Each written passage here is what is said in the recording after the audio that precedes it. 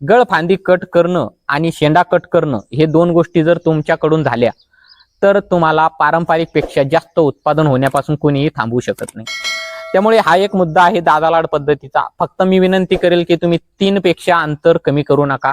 म्हणजे तुम्ही जाल 2/1, 2.5/1, 2.5/1 हे जर करायला जाणार असाल तर तुम्ही 100% नंतर नुकसान तुम्हाला यापासून बघायला मिळेल, किंवा तुम्हाला खूपच कमी खर्च त्यामध्ये करावा लागेल, खत कमी टाकावं लागेल, म्हणजे डेरा झालाच नाही पाहिजे, म्हणजे त्याच्यावर लक्ष केंद्रित करावंच नाही लागेल।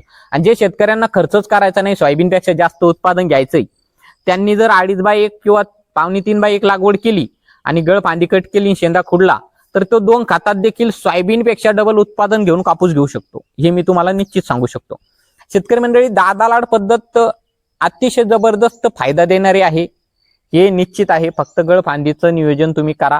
यामध्ये वाण कोणते निवडाल तर तुम्हाला यामध्ये उभाट वाढणारे वाण निवडावे लागेल, कारण की तुम्ही जर यामध्ये डेरा करणारे वाण जास्तीत जास्त निवडले किंवा दाटी होणारे, मोठ्या पानाचा आकार असणारे, तर खूपच नुकसान होईल आणि दाटी जास्त होईल, त्यामुळे पुढे चालून बोंडसड खूप जास्त प्रमाणात होईल। त्यामुळे तुम्ही यामध्ये 70, 67 किंवा कबड्डीचं वाण देखील निवडू शकता। तुम्ही यामध्ये 659 हे जे राशीचं वाण आहे हे निवडू नका, कारण की हे जे वाण आहे किंवा धनदेव आहे, जय हो आहे, हे जे रुंद पानाचे वाण आहेत ना, हे खूप जास्त नुकसान यामध्ये देतात। मी कबड्डी ट्राय केलेलं आहे, याच्यात चालू शकतं। 70, 67 केलेलं आहे, जबरदस्त चालू शकतं। तुम्ही यामध्ये एक तर बाउन्सर देखील यामध्ये तुम्ही लावू शकता, पंगा लावू शकता, अतिशय जबरदस्त वाण देखील आहे आणि उत्पादन देखील याचं चांगलं आहे, त्यामुळे याचा देखील वापर आपण यामध्ये करू शकता।